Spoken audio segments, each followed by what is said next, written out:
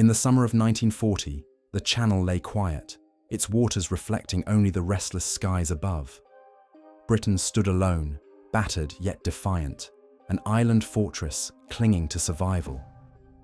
Across the narrow straits, the Wehrmacht prepared for a gamble, unseen in modern war, the conquest of England itself. It was a plan dismissed as folly by many, yet in this shadowed history the skies broke, the radar screens went dark, and the enemy crossed. What followed was not the Britain we remember, but the Britain that might have been, invaded, occupied, and silenced. In the summer of 1940, the fate of the British Isles balanced on a knife's edge. Across the Channel, German High Command prepared for what Hitler had described as the decisive blow, Unternehmen Seelöwe, Operation Sea Lion. For months, the RAF had clung desperately to the skies during the Battle of Britain, intercepting wave after wave of Luftwaffe raids. But in this alternate course of history, the pressure proved too much. Radar stations along the coast, once the key to early warning, were systematically destroyed by concentrated bombing. Fighter Command's airfields, from Biggin Hill to Tangmere, lay cratered and burning. By mid-September, German reconnaissance flights reported what Göring had promised Hitler. British air resistance was broken. On September 21, 1940, the order was given. Along the Channel ports of Calais, Boulogne, and Le Havre, hundreds of river barges, hastily modified with wooden ramps and crude armor plating, assembled into convoys. They were escorted by Kriegsmarine trawlers, E-boats, and a protective screen of U-boats lurking beneath the waves. Above them, the Luftwaffe maintained constant fighter patrols, keeping the remnants of RAF squadrons grounded. As dawn broke, the greatest amphibious gamble in modern history began to unfold. The first waves made landfall along the Kent and Sussex coastlines. At Folkestone and Hythe, elements of the German 16th Army stormed ashore, their assault boats grinding up onto pebble beaches under the cover of Stuka dive bombers. Machine gun nests of the Home Guard spat fire, but were quickly overrun. Inland, paratroopers of the 7th Flieger Division seized key crossroads and attempted to cut rail lines to London. By noon, German forces had established precarious beachheads, hauling light artillery and even Panzer I tanks across makeshift pontoons. The Royal Navy, long considered Britain's final line of defence, steamed south to intercept. But German U-boat wolfpacks, supported by minefields, delayed their advance, forcing destroyers and cruisers into desperate running battles. A few barges were sunk, but enough survived to disgorge troops onto British soil. By the second day, German columns pushed toward Ashford and Canterbury. Villages along their route became flashpoints of resistance, with Home Guard units and hastily organised territorial regiments fighting street by street. Yet, without full RAF support and with communications in disarray, their efforts were piecemeal. In London, Prime Minister Winston Churchill addressed the nation over the BBC, vowing to fight in the fields and streets. But privately, War Cabinet minutes revealed panic. Supply depots in Kent were falling. The Royal Navy was sustaining heavy losses, and German artillery was within striking distance of the capital. The short-term consequences were devastating. Within a week, German forces controlled key ports along the southeast coast, funneling in reinforcements. The British Army, bloodied from Dunkirk just months earlier, had little left in reserve. Churchill pressed for full mobilisation, but some ministers argued for a negotiated settlement before London itself was lost. By October, German troops marched through Dover, raising swastikas over the White Cliffs, while Luftwaffe bombers continued to harass retreating British units north of the Thames. The long-term ripple effects were seismic. Britain's fall transformed the strategic landscape of the Second World War. With the United Kingdom occupied, the Axis controlled the western approaches to Europe. The Royal Navy, fractured and retreating to bases in Canada and Gibraltar, no longer posed a serious threat to German convoys. Hitler, freed from the British front, redirected his gaze eastward earlier than in recorded history, accelerating preparations for Unternehmen Barbarossa. But without Britain serving as a base of operations, American involvement in Europe became fraught with uncertainty. Roosevelt's Lend-Lease program faltered, stripped of its primary recipient. Isolationist voices in the US Congress grew louder, insisting that intervention was futile in a Europe now under total Axis domination. Meanwhile, the German occupation of Britain deepened the continent's descent into darkness. Civil liberties were suspended. The Gestapo established offices in London, and resistance movements formed in Scotland and Wales. Churchill, evacuated to Canada, led a government in exile, urging Americans to join the fight. But his voice, transmitted over scratchy shortwave radio, lacked the power it once held in Westminster. Across the Atlantic, American generals calculated the cost of retaking a fortress Europe, recognizing that without Britain as a launchpad, any invasion would require a perilous leap directly into occupied France. Historians, looking back on this alternate outcome, suggest that Operation Sea Lion would never have been easy, perhaps not even sustainable. Yet, in this scenario, with RAF defences crushed and British leadership cornered, the unthinkable became reality. Operation Sea Lion was unleashed, and with it, the trajectory of the 20th century was violently altered. Britain, once the last bastion of defiance, was brought under the iron grip of the Reich. The Second World War was no longer a struggle for Europe's survival. It had become a global conflict with the free world itself at stake. In the shadowed hours before dawn, on September 24, 1940, the English Channel became a silent artery of invasion. For years, British strategists had mocked the idea of Germany attempting a seaborne landing across waters controlled by the Royal Navy.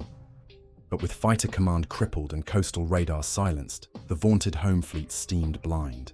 That night, under the cover of mist and carefully timed Luftwaffe raids, German barges slipped from Calais, Dunkirk, and Boulogne in tightly packed convoys. Operation Sea Lion's second wave was in motion, an audacious gamble to widen the beachheads, already clawed out of Kent. What unfolded in those hours has remained buried in archives, referenced only in fragmented naval reports and scattered prisoner interrogations. German engineers had prepared a series of pontoon causeways, lashed together from barges and landing craft, forming temporary bridges across calmer sectors of the channel. By staggering their movements and using E-boats to lay dense smoke screens, they avoided detection by British patrols until it was too late. The Royal Navy, delayed by minefields and harassing attacks from U-boats, found itself unable to intercept the first landings. By dawn, entire regiments of the Wehrmacht had landed at Rye and New Haven, supported by light artillery pieces and a handful of Panzer II tanks that rumbled ashore on crude rafts. On the ground, the British response was chaotic. Home Guard units, armed with outdated rifles and improvised Molotov cocktails, fought tenaciously but lacked coordination. Communications were severed as German paratroopers targeted telephone exchanges and rail junctions. By midday, forward German units had pushed inland, securing high ground overlooking vital supply lines. The effect was devastating. British defences, designed to repel a frontal assault along the beaches, were bypassed by enemy columns striking at the heart of southern England. The silent crossing had not been stopped at sea. It had succeeded, where the Royal Navy was supposed to guarantee safety. The consequences over the next 72 hours were catastrophic. British command believed German forces to be less numerous than they were, underestimating the volume of men and material ferried across under cover of night. When counterattacks were launched near Ashford, British units ran headlong into entrenched machine gun nests and mortar fire. Air support was unavailable. The RAF, reduced to scattered squadrons operating from northern bases, could not contest the Luftwaffe's dominance. By the third day, German divisions were moving toward London, cutting across Kent's countryside and threatening the capital's outer defences. Long-term repercussions emerged quickly. With the Royal Navy unable to reassert control of the Channel, resupply routes remained open to Germany. Barges continued to shuttle men and supplies under constant Luftwaffe escort, consolidating the German presence. Britain's famed insularity, the geographical moat that had preserved it for centuries, was breached. The sense of invulnerability that Churchill had invoked in his speeches dissolved. For the first time since 1066, England had been successfully invaded. Internationally, the political shockwaves were immediate. Ireland, long neutral, was pressured by Berlin into granting access to its western ports in exchange for nominal independence guarantees. Spain, watching the collapse of Britain, tilted further toward the Axis orbit. Even Vichy France, previously treated as a puppet state, saw its collaboration rewarded with assurances of expanded autonomy so long as it remained aligned with Hitler's vision of a Europe under German control. America, across the Atlantic, looked on with alarm. Roosevelt's advisors scrambled to re-evaluate US defense policy.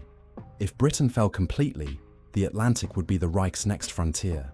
The silent crossing also reshaped the psychological battle of the war. German propaganda trumpeted the invasion as proof of Hitler's invincibility. Newsreels depicted Wehrmacht soldiers marching through English villages, framed as liberators bringing order to a collapsing empire. In occupied areas, civilians were subjected to curfews, rationing, and loyalty oaths. Resistance flared in some quarters, but reprisals were swift. Entire towns were placed under martial law for suspected sabotage. The Gestapo began compiling blacklists of political dissidents, trade unionists, and known Jewish families, prepared in advance for occupation. By winter, the initial shock of the crossing had given way to grim realization. Britain was no longer an island fortress. It was a battlefield under enemy control. The Royal Navy continued to harass German supply lines, but without air superiority, it could not sustain decisive operations. The Channel, once a moat, had become a German-controlled highway, and as barges continued to slip silently back and forth, Britain's fate hung in the balance. What had once seemed impossible had become a brutal reality. The Channel had been crossed, and with it, the course of the war itself was rewritten. By October 1940, as German forces consolidated their hold on southeastern England, the unthinkable began to unfold in London. Prime Minister Winston Churchill, who had vowed never to surrender, found himself cornered. The Luftwaffe had bombed Whitehall into ruins, German artillery from captured coastal positions threatened the capital, and Wehrmacht columns were pressing northward toward the city's outer defenses. Within the cabinet, divisions grew irreparable. Some ministers, led by Foreign Secretary Lord Halifax, argued that Britain should seek an armistice to preserve what remained of the empire. Churchill, however, thundered defiance, insisting that capitulation would mean national extinction. Yet even he recognized the peril. The government could not remain in London much longer. Secret memoranda reveal that contingency plans, codenamed Operation Banquet, had been drafted for the evacuation of Britain's political leadership. On October 15th, as German shells landed near Croydon and the situation deteriorated, Churchill was persuaded to depart under cover of night. Escorted by elements of the Royal Navy, he boarded HMS Renown at Plymouth and sailed westward. His destination was Halifax, Nova Scotia, where a government in exile would be established under the protection of the Canadian military. King George VI, torn between duty and loyalty to his people, refused evacuation and insisted on remaining in Windsor Castle, even under threat of capture. The symbolic divide was stark: the monarch in occupied Britain, the Prime Minister in exile. From Halifax, Churchill attempted to rally the nation by radio, his voice carried across the Atlantic on scratchy shortwave broadcasts. He painted the conflict as one that transcended borders, urging resistance in Britain and appealing to Roosevelt for direct American intervention. "We shall not fade into the abyss," he declared. But within Britain, the impact of his words was muted. German propaganda branded Churchill a coward who had abandoned his people, while collaborationist officials in London, operating under German supervision, positioned themselves as a stabilizing force. Lord Halifax, who had remained behind, was courted by Berlin as the figurehead of a provisional government prepared to negotiate terms. Though publicly denying collaboration, Halifax's mere presence gave weight to the perception that Britain was divided at the highest levels. The immediate consequences of Churchill's exile were confusion and despair. Resistance fighters, cut off from central direction, struggled to coordinate. The military chain of command fractured. While some units followed directives relayed from Halifax, others fell under the sway of London-based authorities. For civilians, the sense of abandonment was acute. The nightly curfews imposed by German occupation authorities, coupled with food shortages and the arrest of dissenters, created an atmosphere of fear. Churchill's voice on the radio promised eventual liberation, but it felt distant and uncertain to those under occupation. Longer term, Churchill's exile government shaped the geopolitical contours of the war. From Canada, Churchill lobbied tirelessly for American support, invoking the image of Britain as a conquered ally still fighting in spirit. He established close ties with Roosevelt, who quietly authorized increased arms shipments through Canada, bypassing occupied Britain. But US public opinion, hardened by isolationist rhetoric, remained hesitant. Without Britain serving as an active base of resistance, Roosevelt faced mounting opposition in Congress to any form of direct intervention. The fall of Britain bolstered the America First Committee, whose leaders declared that Europe was irretrievably lost and that US resources must be directed toward defending the Western Hemisphere. Within the empire, Churchill's relocation to Canada triggered a crisis of legitimacy. India, long restless under British rule, interpreted Britain's defeat as evidence of imperial weakness. Nationalist movements grew bolder, with leaders like Subhas Chandra Bose openly calling for alignment with the Axis to secure independence. In the Middle East, Vichy France, emboldened by Britain's collapse, tightened its grip on Syria and Lebanon. The strategic vacuum left by Britain's downfall created opportunities for Axis influence in regions once considered secure. The ripple effects extended even further. Australia and New Zealand, now isolated, shifted their focus toward regional defense, fearing Japanese expansion. Yet Churchill's exile government refused to accept irrelevance. Establishing intelligence networks through Ireland and Scotland, and working closely with Canadian and American military planners, they laid the groundwork for what they termed the Second Front of Liberation. Though years would pass before such plans could be realized, Churchill's continued defiance ensured that the idea of a free Britain survived. His speeches, smuggled into occupied Europe, became rallying cries for resistance movements. To many, he embodied the will of a nation that, though conquered, had not surrendered. History remembers this chapter with a mix of tragedy and resilience. Churchill's exile marked the end of Britain as a sovereign power during the war, but it also preserved a flame of defiance that refused to be extinguished. The government in exile in Halifax became both a symbol of hope and a reminder of loss, the last echo of a Britain that had once stood alone, now reduced to a voice carried across oceans, urging the free world to take up the fight before it was too late. In the winter of 1940, as German boots marched across England, Washington faced the most pressing dilemma of the century. For months, President Franklin D. Roosevelt had maneuvered carefully between interventionist conviction and the powerful currents of American isolationism. Britain's survival had been his anchor, the justification for Lend-Lease shipments and clandestine naval patrols. But with London fallen and Churchill broadcasting from Halifax, that anchor was gone. What remained was hesitation, an American pause that reshaped the trajectory of the war. The political climate was stark. The America First Committee, already a powerful voice, seized upon Britain's defeat as proof that intervention was futile. Senator Robert Taft declared that, "Europe has been lost. Our duty is to preserve our hemisphere." Charles Lindbergh, its most visible spokesman, toured the nation, warning that the United States must avoid squandering its blood and treasure in a war already decided. Public opinion polls reflected their influence. In late 1940, nearly 70% of Americans opposed sending US forces to Europe under any circumstance. Roosevelt, who had narrowly secured re-election, found himself hemmed in by a Congress unwilling to fund further foreign commitments. Strategically, Britain's fall altered the military equation. In real history, Britain served as the unsinkable aircraft carrier from which the Allies would eventually launch the invasion of Normandy. Without it, US generals in the War Department faced a grim calculus. Any attempt to retake Europe would require a direct assault across the Atlantic, landing not in a friendly Britain, but on heavily fortified French coasts, bristling with Wehrmacht divisions. War plans such as Rainbow Five, already under development, assumed Britain's participation as a staging ground. With that assumption shattered, the prospect of a US counteroffensive seemed nearly impossible. General George C. Marshall reportedly told colleagues that without Britain, the cost of Europe's liberation will be counted in generations, not years. The hesitation reverberated globally.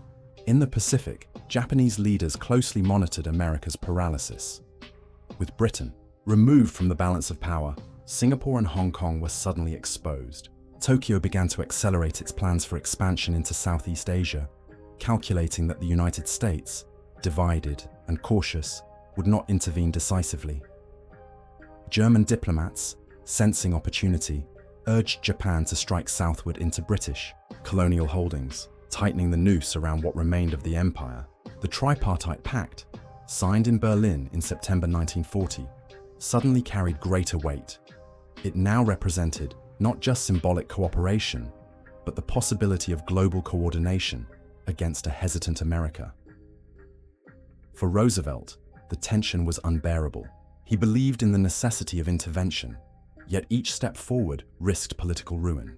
The passage of the Lend-Lease Act in early 1941 was narrower and weaker than intended, providing only limited aid routed through Canada. Without Britain as the visible recipient, it lacked the emotional resonance that had previously swayed public opinion. Meanwhile, intelligence reports arriving on Roosevelt's desk painted an alarming picture. Resistance in occupied Britain was faltering. German U-boats were tightening their stranglehold on Atlantic shipping lanes, and Hitler's armies were massing in the east for what appeared to be a strike against the Soviet Union. The immediate consequences of hesitation were clear. German dominance of Western Europe solidified unchallenged, allowing Hitler to redeploy forces toward the Balkans and prepare for the invasion of Russia without fear of a second front. In Britain, underground resistance movements operated in isolation, unable to count on meaningful external support. American aid that might have sustained them was stymied by political inertia. Across occupied Europe, the fall of Britain was interpreted as the death knell of Allied hope. Resistance fighters in France and Norway fought on, but morale sagged under the perception that the United States would never come. Long-term, the hesitation carried profound implications for the post-war world. With Britain silenced and America delayed, the Soviet Union bore the full brunt of Hitler's assault in 1941. Soviet casualties, already staggering in real history, became catastrophic in this altered course. Moscow still resisted, but at a cost so immense that post-war Europe, had it ever been liberated, would have borne even deeper Soviet influence. In this scenario, the Cold War lines were drawn not along the Elbe, but perhaps along the Rhine, or even further west, if America's hesitation continued too long. Within the United States itself, hesitation deepened the divide between isolationists and interventionists. Roosevelt, increasingly frustrated, began to warn privately that America could not remain safe behind its oceans forever. Yet until Pearl Harbor, or some other catalyzing blow, the political will to act remained absent. The lesson was clear and chilling. In the absence of Britain, the arsenal of democracy faltered. America hesitated, and in that pause, the Axis gained precious time to consolidate a new order that would take far longer and far greater sacrifice to dismantle. With Britain occupied, the struggle for its soul did not end. It merely changed form. Beneath the swastikas raised over Dover and Portsmouth, in the alleys of Birmingham and the back streets of Glasgow, an invisible war began to unfold. The German Wehrmacht, confident in its early victories, quickly discovered that conquering an island was one thing, holding it was another. Files recovered decades later from the Bundesarchiv detail a campaign of shadows, sabotage, espionage, and defiance, carried out by ordinary Britons who refused to bow. The occupation began with precision. Under orders from the Reich Main Security Office, Gestapo detachments arrived in London with pre-compiled blacklists. Operation Rancor, they called it. Trade unionists, intellectuals, Jewish families, and political leaders known for anti-German sentiment were among the first rounded up. Curfews were imposed, radio sets confiscated, and public gatherings banned. Yet repression did not extinguish resistance, it ignited it. From the ashes of disbanded military units and the remnants of Home Guard companies, cells began to form, adopting the codename Operation Scorched Earth. Their mission was not victory, but survival, to bleed the occupier at every turn. Rail lines became the first targets. Sabotage of supply trains moving ammunition from Dover to inland garrisons slowed the Wehrmacht's consolidation. Telegraph poles were felled in the night, severing German communication lines. In the countryside, farmers concealed downed RAF pilots, spiriting them north towards Scotland, where small fishing vessels ferried them across to Ireland and, from there, Canada. Intelligence passed through these networks fed into Churchill's government in exile, ensuring that despite occupation, Britain's defiance remained alive on the airwaves. The reprisals were brutal. Villages suspected of harboring partisans were razed, their populations deported to internment camps hastily established on the Isle of Wight and in Yorkshire. Entire neighbourhoods of London were subjected to collective punishment after attacks on German patrols. Yet repression only deepened hatred. Underground newspapers, The Free Voice and Britain Unbroken, circulated in secret, printed in basements with stolen ink, urging the population to resist and mocking collaborators. Women, often underestimated by occupiers, became couriers, hiding messages in laundry baskets and delivering explosives disguised as food parcels. Internationally, the British resistance became a symbol. To the Americans, still wavering in their hesitancy, stories of ordinary citizens fighting back offered moral clarity. Though Roosevelt could not yet intervene militarily, covert support began to flow. OSS operatives landed by submarine on the Scottish coast, delivering radios, explosives, and trainers to resistance leaders. These missions, codenamed Silver Wave, marked the first tentative step of American involvement in occupied Britain. At the same time, Canadian intelligence services coordinated with exiled British officers, channeling aid through clandestine routes in Ireland.